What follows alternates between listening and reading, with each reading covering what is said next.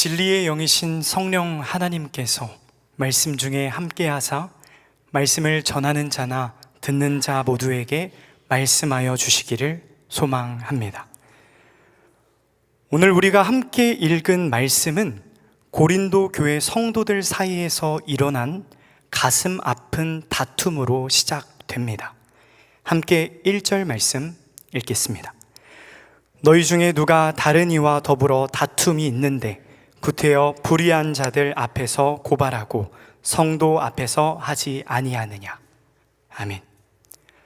역사 신학자들은 여기에서 다툼을 뜻하는 헬라어 프라그마를 단순한 말싸움이 아니라 재산권과 소유권이 걸린 민사소송, 민사적 이권 다툼이었다 말합니다. 손해배상, 부당이득, 그리고 사기, 분쟁, 쉽게 말해 돈 문제가 있었다는 것입니다. 그런데 이 성도들은 교회 안에, 교회 울타리 안에서 이 문제를 해결하려 하지 않고 이 사건을 로마 법정까지 들고 올라갔습니다. 왜 그랬을까요? 조금 머리가 아프지만 우리는 당시 로마 재판소의 풍경을 조금 더 깊게 들여다볼 필요가 있겠습니다. 그들은 왜 형제의 손을 잡고 하필 그곳으로 달려갔을까? 로마 재판은 어떠한 방식으로 이 민사사건, 돈 문제를 처리했을까요? 당시 로마 최고 법률가였던 키케로는 로마 법정의 민낯을 이렇게 고발하고 있습니다. 로마 법정은 정의의 실현 장소가 아니다. 기득권층이 합법적으로 약탈을 자행하는 무대일 뿐이다. 돈과 인맥이 있는 자는 어떤 죄를 지어도 의인으로 걸어 나오고 배경이 없는 자는 정당한 권리마저 뺏긴 채 수치를 당한다. 또한 고린도 사회의 역사적 배경을 깊이 연구한 신학자 브루스 윈터는 역시 이렇게 말하고 있습니다. 1세기 로마의 민사 법정은 엘리트 계층이 자신들의 힘을 과시하고 사회적 약자들을 짓밟음으로써 자신들의 명예를 높이던 무대였다. 상류층 소송 당사자들은 전문 수사학자, 변호사들을 고용해 상대방을 무참히 비방했고 재판관들은 자연스럽게 자신들과 같은 사회적 계급에 속한 이들의 편을 들어주었다. 그렇습니다. 법정에 먼저 소송을 제기했던 이들은 다름 아닌 교회의 기득권층, 힘과 돈을 가진 부자들이었습니다. 그들은 세상 법정으로만 가기만 하면 자신들의 재력과 인맥을 총동원하여 가난한 형제를 짓누르고 무조건 이길 수 있다는 계산이 섰던 것입니다. 형제를 짓밟아서라도 내 주머니를 채우겠다는 그 지독한 탐욕을 품고 형제를 세상 법정으로 끌고 갔던 것이었습니다. 돈으로 정의를 살 수 있다면 그 정의는 이미 무너진 것이지요. 오늘 사도 바울이 토해내는 이 분노는 단순히 교회의 일을 세상에 알려서 이를 왜 크게 만드냐 식의 염려가 아니라 세상이 교회를, 외부가 교회를 어떻게 생각하는지를 중요하게 여기는 체면 칠해가 아니라 부조리하고 부패한 세상의 시스템을 이용해 교회 안에 약한 형제들을 고소하고 그들의 고혈을 짜내려 했던 그 추악한 탐욕을 아프게 짚어내고 있는 것이었습니다. 이제 사도 바울은 깊은 한숨을 쉬고 너희가 대체 어떠한 존재인지 몰라서, 얼마나 영광스러운 신분을 가진 자들인지 몰라서 이러한 저급한 일들을 하고 있는 것이냐? 고린도 교회들, 고린도 성도들을 향해 피를 토하는 심정으로 호소하고 있습니다. 우리 함께 2절, 3절 말씀을 읽겠습니다. 성도가 세상을 판단할 것을 너희가 알지 못하느냐? 세상도 너희에게 판단을 받겠거든 지극히 작은 일 판단하기를 감당하지 못하겠느냐? 우리가 천사를 판단할 것을 너희가 알지 못하느냐? 그러하거든 하물며 세상 일이랴. 아멘. 우리가 어떤 존재라고 선언하고 있습니까? 세상을 판단하는 존재. 성도는 돈으로 정의를 살 수 있는 부패한 세상의 통치를 받는 백성이 아니라 세상과 적당히 동화되어 세상의 판단 아래에서 고개를 숙이며 겨우겨우 살아가는 비좁은 존재가 아니라 장차 그리스도와 함께 보좌에 앉아 온 세상과 그 배후에 있는 악한 영적 세력들까지 심판할 종말론적 재판관들이다 라고 말하고 있는 것입니다. 하나님의 거룩함을 닮아 구별된 성도 여러분, 하나님께서 우리를 부르실 때 이 썩어질 세상의 가치관에 묶여 살라고 부르지 않으셨습니다. 하나님은 우리를 고귀한 하나님 나라의 시민으로 부르셨고 종말의 때에 세상과 천사들을 판단할 영광스러운 재판관으로 우리를 부르셨습니다. 그 하나님의 거룩한 공의와 정의로 무너진 세상의 질서를 조금씩 세워가라고 우리를 부르셨습니다. 그렇다면 이미 임했으나 아직 오지 않는 하나님 나라를 살아가는 우리는 지금 그리고 여기에서 과연 어떠한 발걸음을 내딛어야 할까요? 과연 어떻게 살아가야 할까요? 세상의 부패한 생존 방식을 그대로 적용하며 살아가야 할까요?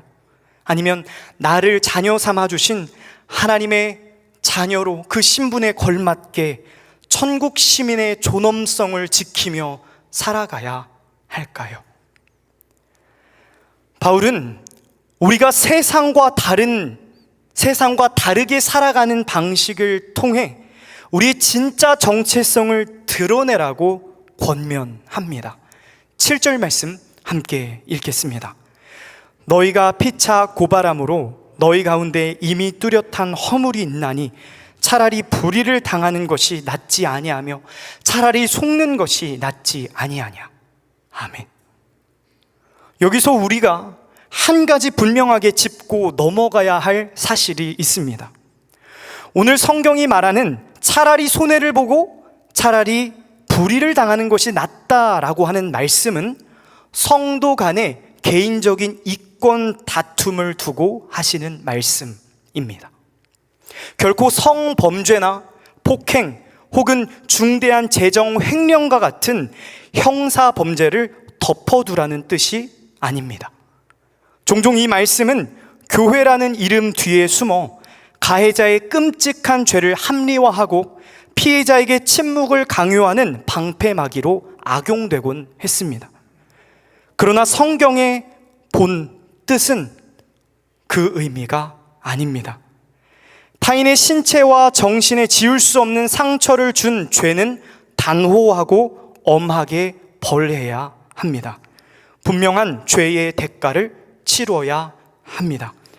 피해자를 보호하기 위해 공적 법의 집행을 구하는 것은 너무나 정당하며 이를 은폐하는 것이야말로 또 다른 불의입니다. 그러나 오늘 본문에서 저격하는 핵심은 명확합니다. 나의 사적인 이익, 돈을 조금 더 취하려고 내 얄팍한 자존심과 명예를 지키고 높이려고 형제를 사지로 몰고 가는 송사를 멈추라는 것입니다.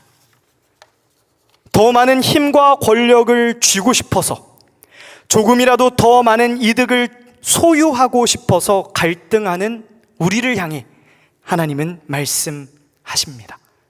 차라리 손해를 봐라. 차라리 불의를 당해라. 성도라는 이름, 거룩한 무리라는 정체성을 가진 이들이 서로를 물고 뜯고 찢어 발기며 세상 앞에 수치를 드러낼 바에는 차라리 부당함을 견디고 차라리 억울함을 뒤집어 쓰는 것이 나은 길이다. 바울은 심장이 입에서 튀어나오듯 호소하고 있습니다. 이 말씀을 마주할 때 우리 마음 깊은 곳에는 부글부글 끓어오르는 반항심이 생깁니다. 내 자존심 다 구겨가면서 손에 봐가면서 억울함을 견디며 사는 것이 정말 맞는 삶일까? 이 말씀을 지키려다 화가 나고 억울해서 잠 못 이루는 밤들이 왜 우리에게 없겠습니까? 저는 어린 시절 개척교회 목회자 자녀로 자랐습니다. 환경이 열악한 탄광촌에서부터 어촌과 농촌, 그리고 화려한 서울의 중심지까지 참 많은 목회지를 경험했습니다. 그 척박한 삶의 자리마다 저의 어머니는 늘 성도님 한 분 한 분을 목숨처럼 소중히 여기셨습니다. 몸이 불편하신 분들의 몸을 구석구석 씻겨 주셨고 집을 청소해 주셨습니다. 배가 고픈 이들에게 따뜻한 밥을 지어 먹이셨고, 아이가 너무 많아 지쳐있는 집에 말없이 찾아가 아이들을 돌봐 주셨습니다. 삶의 무거운 상처와 아픔 때문에 더 이상 살아갈 힘이 없어 주저앉은 이들과 함께 밤을 지새우며 눈물을 흘리셨습니다. 그분들의 깨어진 삶을 온몸으로 위로해 주셨습니다.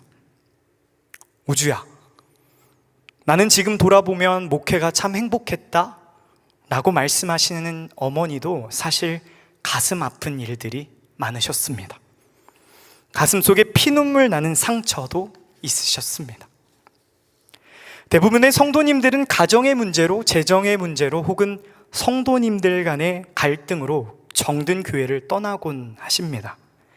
그런데 참 마음 아프게도 그분들이 교회를 떠날 때마다 오직 사랑밖에 준 것이 없는 그 공동체에서 가장 약하고 약한 어머니 탓을 하며 교회를 떠나셨습니다. 어머니 가슴에 대못을 받고 상처를 주고 떠나시는 분들이 계셨습니다. 그 모습을 곁에서 지켜보던 어린 저의 가슴은 따끔거리고 화끈거렸습니다. 손이 부들부들 떨릴 정도로 화가 나고 속상해서 오히려 상처받아 아픈 엄마를 붙들고 저는 이렇게 말했습니다. 엄마는 왜 그렇게 손해만 봐? 엄마는 억울하지도 않아? 엄마 바보야? 그럴 때마다 어머니는 아무 말씀 하지 않으셨습니다. 그저 떨리는 저의 손을 잡아주셨고 저를 꼭 안아주셨습니다. 시간이 흘러 제가 사역을 처음 시작하면서 어머니는 이런 말씀 해주셨습니다. 그리고 여전히 저에게 이런 말씀 해주십니다. 우주야, 영혼 소중한지 모르면 목회하면 안 돼. 저는 오늘 본문을 묵상하며 사도 바울이 고린도 교회를 향해 편지를 쓸 때 바로 이 마음이지 않았을까 생각했습니다. 차라리 사기를 당하고 차라리 재산을 빼앗기는 것이 낫다. 차라리 상처를 입는 것이, 차라리 억울하고 손해보는 것이 낫다. 내 주머니 좀 채우겠다고, 내 이름 좀 드높여 보겠다고 한 영혼의 가슴을 찢고 상처를 주는 것보다 내 돈이 통째로 날아가는 것이 100번, 1000번 낫다. 사랑하는 성도 여러분, 만약 예수님께서 내가 볼 손해와 내가 볼 불이익을 먼저 계산하셨더라면 저 험한 십자가의 길을 올라가셨을까요? 우리 예수님의 마음에는 오직 하나, 저와 여러분이라는 한 영혼을 위한 사랑, 한 영혼을 가장 소중히 여기시는 마음밖에 없으셨습니다. 돈과 영혼 사이에서, 힘과 존재 사이에서, 숫자와 인격 사이에서 우리의 걸음은 우리를 구원하시기 위해 십자가를 지시고 묵묵히 걸어가신 그 주님의 걸음을 따라가야 할 줄 믿습니다. 한 영혼을 가슴 터지도록 사랑하는 그 예수 그리스도의 심장이 우리 안에 가득하기를 간절히 소망합니다. 그러나 안타깝지만 9절과 10절 말씀은 준엄하게 경고합니다. 한 존재의 생명보다 돈을 택하는 길, 한 영혼을 짓밟고 명예와 권력과 세상의 힘을 택하는 삶은 결코 하나님의 나라를 유업으로 받지 못할 것이다. 하나님의 통치를 받지 못할 것이다. 하나님 나라, 하나님의 통치 바깥으로 밀려나 하나님 나라의 자녀로서 그 자녀다운 존귀함을, 자유함을, 평안함을 잃어버릴 것이다 경고합니다. 이런 말씀이 있음에도 불구하고 여전히 우리 마음 안에는 손해보고 싶지 않은 마음, 억울함을 견디고 싶지 않은 마음, 상처받고 싶지 않은 마음, 하나도 빼앗기고 싶지 않은 마음이 불쑥불쑥 고개를 듭니다. 우리의 연약함이죠. 그럴 때 우리 한 번만 이렇게 생각해 보는 것은 어떨까요? 온 우주를 만드시고 모든 좋은 것을 아낌없이 채워주시는 온 우주의 주인이 나의 하나님 아버지라면, 내가 한 영혼을 살리기 위해, 한 존재를 그리스도께 인도하기 위해 잠시 눈물을 흘리며 빼앗긴 그 모든 손해와 억울함을 단 하나도 잊지 않으시고 고스란히 기억하시는 분이 나의 하나님 아버지라면, 내가 그분의 자녀임을 알고 내 인생의 가장 세밀한 삶의 구석 자리까지 온전히 다스리시는 분이 나의 하나님이심을 안다면, 지금 눈앞에 보이는 이 손해를 손해라고 할 수 있을까요? 내가 진짜 모든 것을 잃었다고 낙심할 수 있을까요?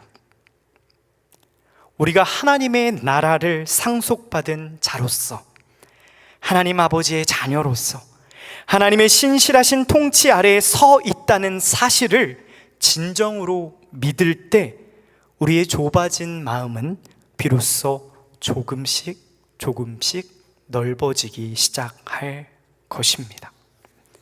말씀을 맺겠습니다. 오늘 고린도 교회는 이기심과 다툼으로 인한 심한 몸살을 앓고 있습니다. 그리고 슬프게도 이 시대의 많은 고린도 교회들도 아파하며 시름시름 앓고 있습니다.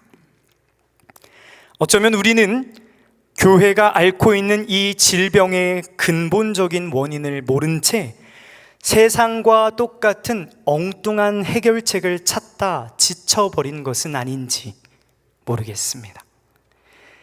교회의 근본적인 문제는 하나님의 말씀을 잃어버렸다는 것, 한 영혼을 귀하게 여기지 못했다는 것, 더 나아가 한 존재보다 눈앞의 돈과 명예와 권력의 힘을 더 추구했다는 것입니다. 사도 바울의 입술을 통해 오늘 우리에게 들려주시는 하나님의 말씀, 차라리로 시작되는 이 음성은 단순히 이번 한 번만 꾹 참고 손해봐라, 아무 생각하지 말고 쿨하게 한 번만 넘겨라, 가벼운 위로가 아닙니다. 이 차라리 안에는 죄 없는 하나님의 독생자 예수 그리스도께서 오직 우리의 죄를 대속하시기 위해 십자가에서 물과 피를 아낌없이 쏟아내신 그 보혈의 무게가 실려 있습니다. 돈보다, 힘보다, 눈에 보이는 숫자보다 오직 한 영혼을 살리는 일에 전부를 걸으셨던 마음이 있습니다. 한 생명을 너무나 귀하게 여기셔서 당신의 소중한 생명까지 아낌없이 포기하고 내어주신 그 마음이 바로 차라리에 담긴 하나님의 절절한 심정입니다. 예수 그리스도의 소유가 되신 성도 여러분, 우리가 차라리 이렇게 살아보는 것은 어떨까요? 세상의 계산기를 두드리며 세상의 계산기를 두드리는 그 삶의 걸음을 멈추고 한 영혼을 귀히 살려내며 한 생명을 풍성하게 회복시키는 그 영광스러운 십자가의 길을 주님과 함께 걸어보면 어떨까요?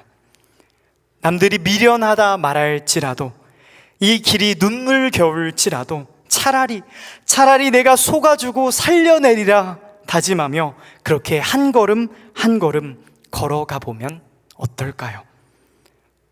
돈과 힘은 잠시 잃을지언정 하늘과 땅보다 더 귀한 한 존재를 얻고 한 생명을 꽃피우는 삶으로 담대히 나아가 보면 어떨까요?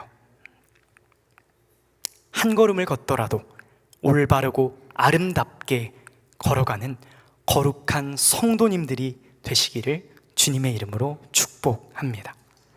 물론 정말 많이 힘들 것입니다. 참 많이 외롭고 때로는 괴롭고 때로는 억울해서 잠 못 이루는 밤도 많을 것입니다. 그러나 그 눈부신 순례의 길 위에 우리 하나님께서 결코 우리를 홀로 버려두지 않으실 것입니다. 눈동자처럼 우리와 함께 하실 것입니다. 한 영혼을 소중히 여기는 그 가슴 벅찬 찬란한 삶의 자리마다 주님의 강한 오른팔이 우리를 붙들어 주실 것입니다.